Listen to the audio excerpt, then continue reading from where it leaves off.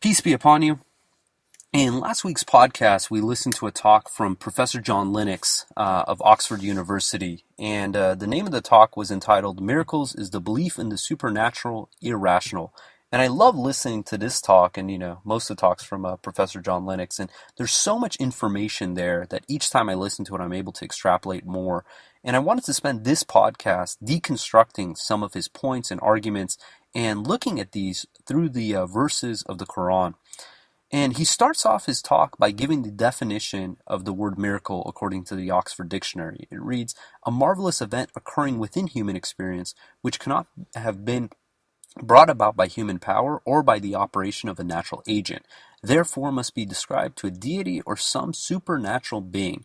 So the question that his talk addresses is that the universe all there is, or is there something beyond the universe, something that we can't see with our own eyes? And in chapter 2, the first 3 verses, it reads, "In the name of God, most gracious, most merciful, A.L.M. This scripture is infallible, a beacon for the righteous who believe in the unseen." And it's this expression, "who believe in the unseen," that God is using as one of the intros to the Quran to describe what it means to be a righteous individual, to believe that there's more to this universe, more to this world than what we can see with our own eyes. And these new atheists, they consider the belief in God as an insult to intellect. And they think it's hard to kind of wrap your head about the absurdity of this statement coming from these individuals. Because these individuals, there was a time when they were nothing to be mentioned, and God created them. God brought them to life. God put them into this world in a state where they were 100% dependent on the biology and physiology and the guardians that God provided for them, only to grow to a state where they not only question God's authority, but God's existence. And they go on a crusade to basically spread these lies about God. I mean, Satan himself wouldn't go so far to say God doesn't exist. It just goes to show just how disgusting of an act this is.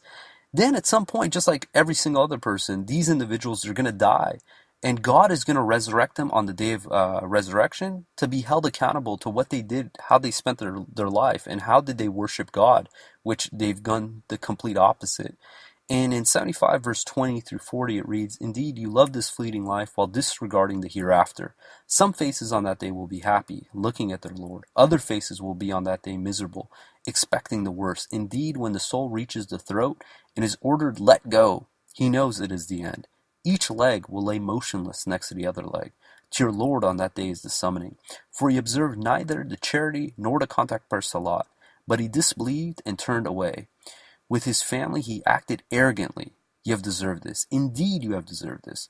Does the human being think that he will go to nothing? Was he not a drop of ejected semen? Then he created an embryo out of it. He made it into male or female. Is he then unable to revive the dead?" Modern-day atheists like Dawkins, they're on a crusade to convince people that the belief in God and science are incompatible. But the funny thing is there's so many prominent scientists, Nobel Prize winners, who are strong believers in God. Newton spent more of his time writing about God than he did about science. And Newton was by far probably the greatest scientist that we have in history. And the list of scientists who were strong believers in God it's endless. Galileo, Copernicus, Kepler, Francis Bacon, Schrodinger, Leibniz. So many individuals were such firm believers in God who had such a huge impact on science. Even Darwin himself was a believer in God. And the irony is that, we see there is not a contrast between good science and believing in God. That for as long as, human beings are around, this is a fairly new kind of belief that these two are incompatible. Therefore, the contrast runs deeper than the belief in God. And it's not about, good science and bad science. It's between two worldviews, two understandings of nature, of ultimate reality. One worldview is that this universe, or multiverse, is all that exists. This is all there is. Therefore, explanation must be reductionist from the bottom up, and not from the top down via causation. The other worldview is that there is a supernature beyond this universe. These two belief systems, naturalism versus theism. Atheism sees religion as a faith, and ironically doesn't see their own belief as a faith. But what is faith? Faith is the trust in some ideally evidence. Atheism usually make the straw man argument. They point towards a blind faith, people who fall for anything, as opposed to evidence-based faith. And the irony is we both see evidence. The difference is what we interpret from that evidence. One leads us to belief. The other one leads these people to disbelief. And it's not to say that, both parties, atheists, believers, can't do good science. It's about how they view the meaning of this science. And that's the differentiating factor. And we know as believers, we see God's perfection every day. Every day that we study, we learn, we explore, we live, we see God's perfection. And this gives us the trust in God. And in 67 verse 3 and 4 it reads, He created 7 universes in layers. Do you see any imperfection in the creation by the most gracious? Keep looking. Do you see any flaw? Look again and again. Your eyes will come back stumped and conquered. Right? There's no imperfection in this universe. We've looked, we've explored. Everything that in this universe can basically be correlated to a mathematical equation. How awesome is that? In 27:64 it says, Who is the one who initiates the creation then repeats it? Who is the one who provides for you from the heaven and the earth? Is it another God with God? Say, show me your proof if you are truthful. And the religion of atheists is called scientism. And this is science with a capital S. And their motto of scientism is that science is the absolute truth. And their quote is, what science can't tell us, man cannot know. And the funny thing is, this statement can't be proven through science. And John Lennox, he makes a joke about this, and he calls it for what it is. It's incoherent logic, because the very logic that they use to define truth can't be used against the statement itself to be held true. And this shows that there are many things that science can't tell us. What can science tell us about morality? What can science tell us about ethics? Or what is the scientific argument that we should respect the property of others, or that we should treat each other nicely? Science can't speak of these things. It's because it's beyond the realm of science, showing that there's truth beyond what we can understand through science. And this requires reason and logic. And Einstein put it best. He said, you can speak of the ethical foundations of science, but you cannot speak of the scientific foundation of ethics. Since there can't be a scientific argument to what is good or bad, then according to the just realm, if you're just looking at the realm of science, there is no good or bad. It's all relative. And this is called relativism, that there's no universal good or bad. This idea came from, the view of some people when they observed nature. And they saw animals killing each other. They saw survival of the fittest. They saw that animals are driven only to reproduce and pass on their genes. So many material scientists of our times didn't see anything meaningful of the life of man any different than any other animal that's out there. And because of this, they pursued these ideas to their logical conclusions. And when they did, it led to such atrocities as eugenics, mass abortions, genocide. And this shows the limitations of science, because science can't speak of these. Science can't speak of the meaning behind why are we here? Where did we come from? How do we treat one another? What is good? What is bad? And this shows, again, that science cannot be the ultimate reality. Science cannot be the ultimate truth. While science can tell us about the properties of something and, the physics, the chemistry, the biology behind it, it can't tell us the meaning of it. And the modern day atheists want us to think that the belief in God and the belief in science is an either-or decision. And John Lennox gives the example of atheists making him choose between the law of combustion and the law of Henry Ford, as if these two are basically contradict one another. And he gives this example. He says, the existence of a mechanism that does something is not the argument against an agent that designed it. And I'm going to read that again. It says, the existence of a mechanism that does something is not an argument against an agent that designed it. Meaning that we can study the law of combustion and understand the mechanism of what makes a car work. But it's going to tell us nothing about the individual who came up with the concept of the car, who designed how to manufacture it, who designed it. And these two things are separate. And to try to put the law of combustion engine to understand the behavior of Henry Ford, or who Henry Ford is, as if these are two mutually incompatible concepts, is absurd.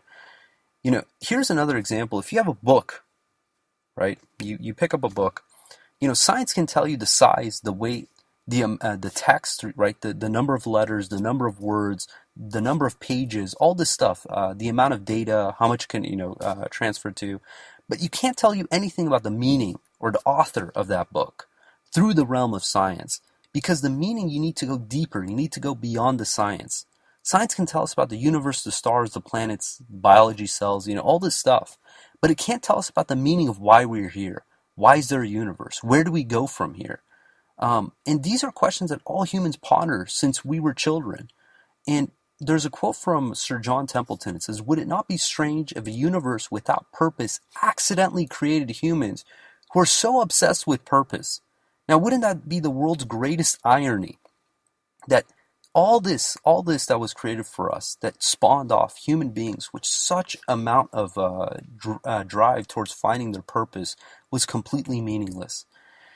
And another irony is the fact that we live in the information age, and information by its very nature is immaterial.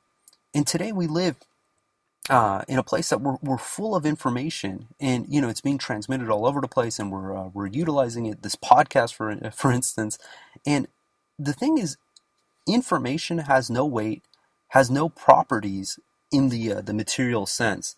And imagine, I'll give you this experiment, like this thought experiment. I have two USB sticks, both with a gig of storage. In one drive, I filled with just absolute gibberish, pages and pages of gibberish. And in the other one, I have the Encyclopedia Britannica. Now, if we were to reduce these two USB sticks just by the physics, the chemistry, the technology behind them, we wouldn't see any difference. But obviously, the one that has the Encyclopedia Britannica is going to have a deeper meaning, a deeper utility than what the science is going to be able to tell us. And you cannot explain the meaning from the bottom up. You have to explain it from the top down, from an agent.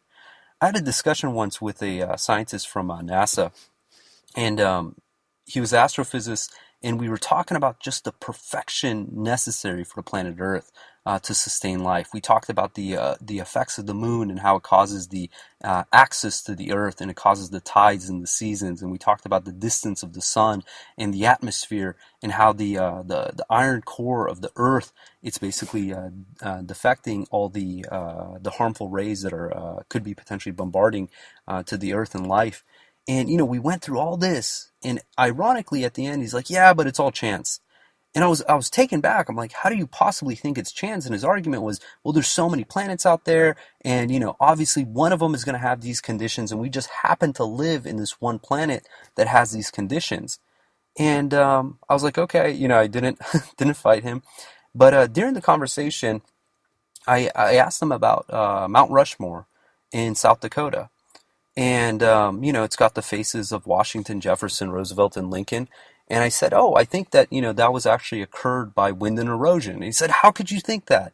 It's got the founding fathers carved into a mountain." And my argument back to him was, like, well, there's so many mountains and so many planets, obviously one of them is going to have the faces of these four characters, right? And it was at that point he kind of understood where I was going at. Is that when you apply meaning to something that otherwise would just be absolute meaningless, right? The difference between any mountainside versus the one of Mount Rushmore, you realize that there's more to it when you basically have complexity corresponding with specificity, then you see that there's more to something than just chance.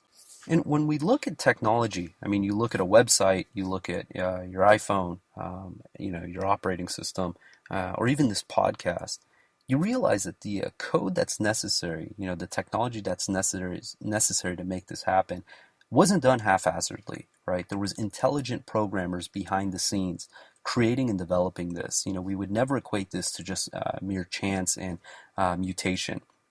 But then, surprisingly, when we looked at the human genome and we saw 3.1 billion base pairs, written their own version of syntax and grammar that was so advanced that Bill Gates said it's the most advanced operating system that we've ever seen. Why is it that we equate this to chance? That when someone says, for instance, that there was a deliberate agent who created this, that this was done with a mind, that this is looked as crazy.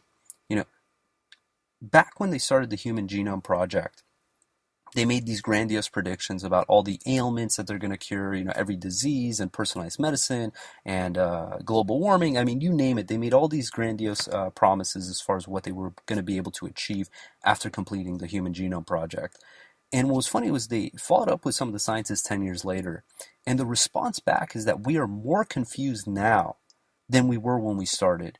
And it seems like each layer of the onion that we peel back, we see the level of complexity and the deliberate actions that must have been taken place for this kind of sophistication to happen. This is both in regards to the biology, to the cosmology of everything we see.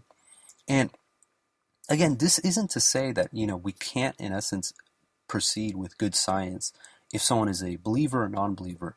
But the difference is that it's about how we view what it is that we find. And I'll take it one step further. And it's becoming more clear that not only can good science be done by people who believe in God, but it can even be argued that the belief in God is a big reason why science progresses.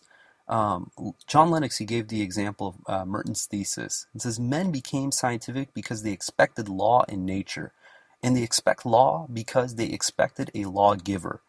And in other words, it was the belief in God that was the motor that drove modern science.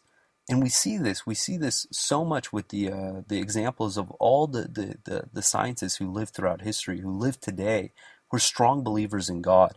And Einstein made this quote again. It says, the only incomprehensible thing about the universe is that it's comprehensible. I mean, the fact that we understand that we live in a comprehensible universe, that the laws of the universe aren't arbitrary, that they follow a very deliberate equation, a pattern, something that can be discovered, something that can be understood, is a drive for us to basically pursue science. And additionally, science is increasingly making the case for God even greater. And there was an article in the end of last year by Eric Metaxas called Science Increasingly Making the Case for God. And it was published in the Wall Street Journal. And I believe it was one of the most cited, shared articles in the Wall Street Journal's history.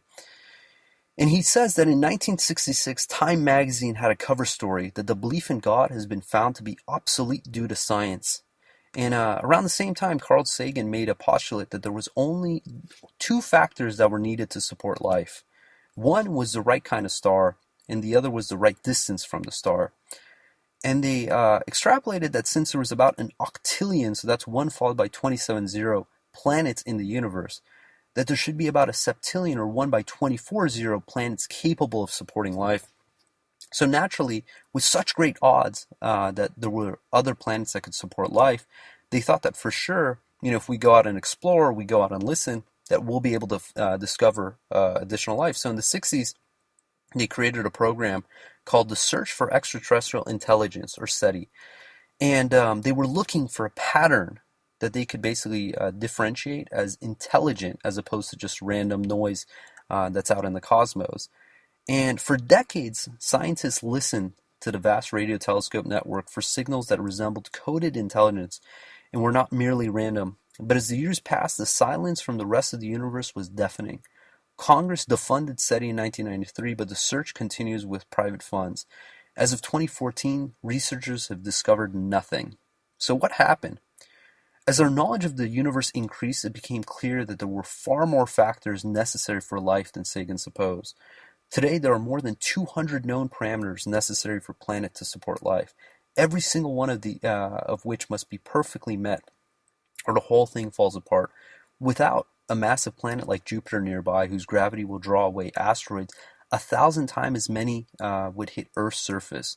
The odds against life in a universe are simply astonishing. So something is a factor of not having a giant planet like Jupiter within our solar system would be enough to basically obliterate any life being sustainable on planet Earth. As the factors continued to be discovered, the number of possible planets hit zero and kept going. In other words, the odds turned against the planet in the universe supporting life, including this one. Probability said that even we shouldn't be here. So when they ran the numbers, they did the calculations, they came to the conclusion, we shouldn't exist, right? The planet Earth shouldn't be here, life shouldn't be here. Yet here we are, not only existing, but talking about existing. What can account for it? Can every one of those many parameters have been perfect by accident? At what point is it fair to admit that science suggests that we cannot be the result of random forces? Doesn't assuming that an intelligent created these perfect conditions require far less faith than believing that a life-sustaining Earth just happened to beat the inconceivable odds to come into being? There's more. The fine-tuning necessary for life to exist on a planet is nothing compared with the fine-tuning required for the universe to exist at all. For example, astrophysicists now know that the values of the four fundamental forces, gravity, the electromagnetic force, the strong and weak nuclear force, were determined less than 1/1,000,000th of a second after the Big Bang. Alter any one value and the universe could not exist. For instance, if the ratio between the nuclear strong force and the electromagnetic force been off by the tiniest fraction of the tiniest fraction, by even one part with 17 zeros behind it, then no stars could have ever formed at all. Multiply that single parameter by all the necessary conditions, and the odds against the universe existing are so heart-stoppingly astronomical that the notion that it all just happened defies common sense. It would be like tossing a coin and having it come up heads 10 quintillion times in a row. Fred Hoyle, the astronomer who coined the term Big Bang, and this was actually he did as a joke, said that his atheism was greatly shaken as these developments. He later wrote that a common sense interpretation of the facts suggests that a super intellect has monkeyed with the physics as well as with the chemistry and biology. The number one calculates from the facts seemed me to so overwhelming as to point this conclusion almost beyond question. Therefore, theoretical physicist Paul Davies has said that the appearance of design is overwhelming, and they quote Oxford professor Dr. John Lennox has said, the more we get to know about our universe, the more the hypothesis that there is a creator gains in credibility as the best explanation why we're here. The greatest miracle of all time, without any close seconds, is the universe. It is a miracle of all miracles, one that ineluctably points with the combined brightness of every star to something or someone beyond itself. And again, this was Eric Metaxas, and it was in regards to his book that recently got published called Miracles, What Are They, Why They Happen, and How They Can Change Your Life. And the article can be found on the Wall Street Journal. It was published December 25th, 2014. So all this, it's interesting that the Quran, doesn't question God's existence. And as mentioned before, Satan even knows of God's existence. Satan believed in God. Satan saw God. Satan stood with God. But Satan didn't believe in God's attributes, that God is all-knowing, that God is all-powerful, that every atom is in God's control. So my assumption is that it is a matter of time before all science converges the absolute necessity of the belief in God. And the next intellectual battle will be, who is God and what are his attributes? And I'm going to end with these verses from chapter 59, verse 21 through 24, entitled Greatness of the Quran. If we revealed this Quran to a mountain, you would see it trembling, crumbling out of reverence for God. We cite these examples for people that they may reflect. God, he is the one God. There is no other God beside him, no of all secrets and declarations. He is the most gracious, most merciful. He is the one God. There is no other God beside him, the King, the most sacred, the peace, the most faithful, the supreme, the almighty, the most powerful, most dignified. God be glorified, far above having partners. He is the one God, the creator, the initiator, the designer. To him belong the most beautiful names. Glorifying him is everything in the heavens and the earth. He is almighty, most wise. God willing, we're going to stop there. Got any questions or comments, hit us up at QuranTalk@gmail.com or send us a note at TalkQuran on Twitter. Until next time, peace and God bless.